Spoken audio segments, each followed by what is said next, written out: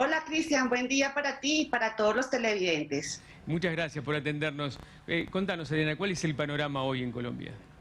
La situación es demasiado grave. Hoy nos hemos encontrado con 37 casos de homicidio, de acuerdo a las ONG de derechos humanos, 1.728 hechos de violencia y 11 casos de presunto abuso sexual durante las manifestaciones. El país amanece con falta de alimentos, se han aumentado alarmantemente el precio de la canasta familiar, los desórdenes en las principales ciudades del país como Cali, Bucaramanga, Medellín y la misma Bogotá ha sido bastante difícil. Son noches de terror, llevamos 9 noches de total incertidumbre. El gobierno ha iniciado unos espacios de diálogo, pero estos no han sido suficientes para todas las demandas y protestas sociales que no se detuvieron pese al anuncio de retiro de la reforma tributaria. Claro, eso es lo interesante que tal vez nos puedas contar vos. ¿Cuáles son las razones iniciales de la protesta contra la presidencia de Iván Duque? La primera fue la reforma tributaria que pretendía imponer unos impuestos adicionales a la canasta familiar, gravar las pensiones a los y las trabajadoras. Después de esto hubo otra demanda que es la reforma a la salud.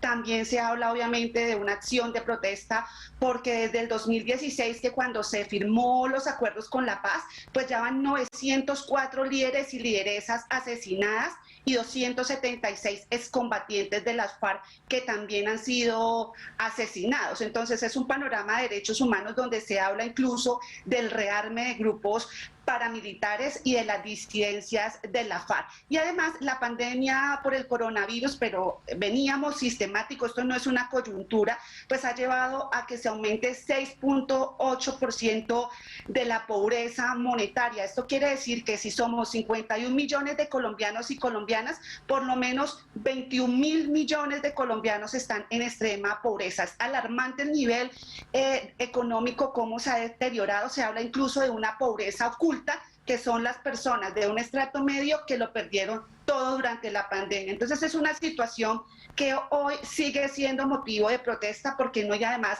políticas económicas que pudieran como mejorar la situación que he descrito. Y con un poder político tan deteriorado, ¿qué es lo que se avisora para el futuro inmediato de Colombia? Bueno, hay que también señalar que estamos a puertas de un proceso electoral. El próximo año, exactamente en marzo, serán las elecciones al Congreso y también hay un prealistamiento para la nueva época de elecciones al gobierno nacional. Exactamente de la presidencia estamos cerca año y medio, 2 años de esas elecciones. La situación es de bastante incertidumbre. El movimiento social organizado de derechos humanos continúa con un pliego de peticiones. Sin embargo, en Colombia históricamente ni las centrales obreras ni los mismos organizaciones sociales han contado como con una incidencia y una voz fuerte. Además, estamos ante un gobierno de derecha, el partido se llama Centro Democrático y lamentablemente hasta otras instituciones de control público están permeadas por personas afines al gobierno. Por eso también un poco la crítica a los altos niveles de impunidad para investigar, por ejemplo, si hay infiltración de la misma fuerza pública disparando hacia los ciudadanos. Entonces, sigue un entorno de desconfianza institucional, continúa un aspecto de polarización por las mismas campañas políticas, entre tanto, un gobierno que lamentablemente no toma decisiones estructurales para evitar las crisis. Adriana, buen día. ¿Se confirmó la participación de algunos grupos o la FARC, por ejemplo? Porque lo que se decía es que en general la mayoría de las protestas habían sido pacíficas y después hubo grupos que comenzaron con los conflictos. Sí, lamentablemente también, y eso es histórico, la protesta social en Colombia siempre ha sido estigmatizada. Incluso hay hechos que podrían afirmarse que es la misma fuerza pública quien infiltra las protestas. En algunos casos los mismos videos así lo demostrarían.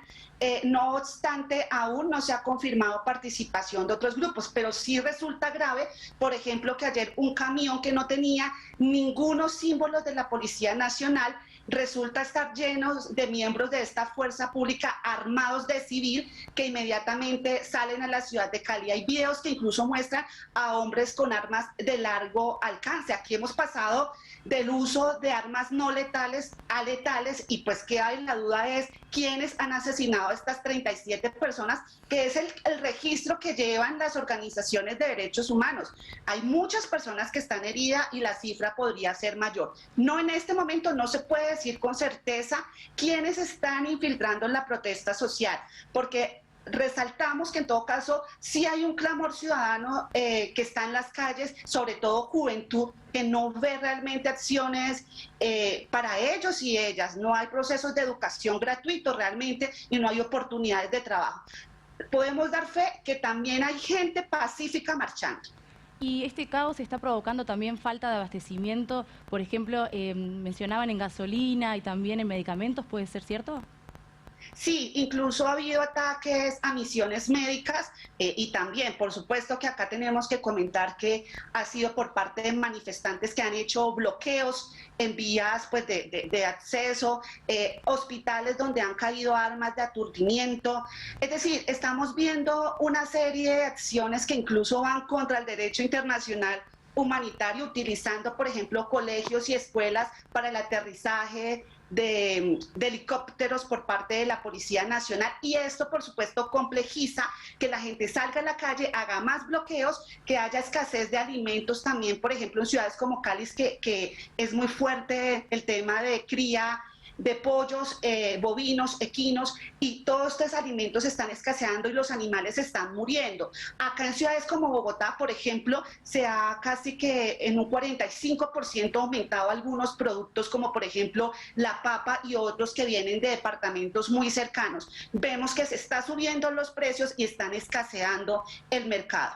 El presidente Iván Duque además acusó en un momento a la mafia del narcotráfico. ¿Se puede evaluar eso? ¿Hay participación de algún sector del narcotráfico en todo esto?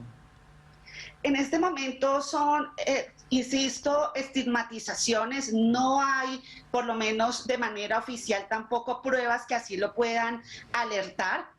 Y como lo he mencionado anteriormente, históricamente se ha querido estigmatizar las protestas sociales vinculándola a procesos armados, y aquí hay un clamor ciudadano. Esto no es coyuntural, viene de tiempo atrás, no solamente es con este gobierno. En el gobierno del expresidente Santos, incluso cuando las personas transportadoras, los educadores y las mismas comunidades indígenas salían a protestar, pasaba exactamente lo mismo. Se decía que estaban infiltrados por parte de las FARC o de otras guerrillas. Ha sido histórico la estigmatización. Hasta el momento no se ha comprobado que hayan grupos de narcotráfico ni disidencias de la guerrilla actuando durante las manifestaciones. ¿Quién está detrás de todo esto? No lo podemos descifrar. Por eso es muy importante la mirada internacional y que realmente se respete los derechos humanos. Organizaciones como la misma ONU han sido atacadas durante las manifestaciones sociales. Ayer el presidente de Argentina, Alberto Fernández, ha pedido el cese de la violencia institucional en sintonía con otros presidentes y otros referentes y líderes mundiales que también están muy preocupados por lo que está sucediendo en Colombia con las imágenes que estamos ahora mismo reproduciendo. Se cumplen 8 días, ¿no? Es una semana de las movilizaciones, con las consecuencias que recién relataba Adriana y que realmente impactan. Que ojalá terminen pronto y que la noticia sea que vuelva la paz a Colombia y se cumplan con los procesos tal como debe ser rumbo a la elección del próximo presidente, ¿no? ¿Aparece algún líder ahí que pueda ser alternativo a la figura del actual presidente? Bueno, en este proceso también es importante que la izquierda o la oposición ha venido organizándose. Ahí hace mucho tiempo este grupo ha venido afianzándose en el país. De hecho, intentan hacer pactos para lograr llegar. Uno de los más reconocidos se llama Gustavo Petro, de Colombia Humana. De hecho, fue quien quedó en segundo lugar en las elecciones junto con el actual presidente. Se habla también obviamente de algunos procesos como en el centro, pero hoy estamos en un entorno donde hay muchas posibilidades, pero lamentablemente todos están incluidos como en algunas situaciones que desprestigian también sus esfuerzos. Adriana, ha sido muy completo, muchísimas gracias, y valoramos una vez más el trabajo del periodismo y en este caso de ustedes que están ahí en ese lugar contándole al mundo lo que sucede. Gracias, y por supuesto que también tengo que alertar que la libertad de prensa está quedando en medio de estos conflictos sociales. Los periodistas son atacados tanto por la fuerza pública como por los manifestantes. Hoy ya tenemos 75 casos de colegas agredidos por su derecho a informar libremente. Necesitamos el respaldo y la mirada internacional porque el presidente ha asumido un diálogo que iría hasta el 20 de mayo y esto pues implicaría muchos más hechos de violencia. Los días son de terror en Colombia. Necesitamos la solidaridad internacional. Muchas gracias.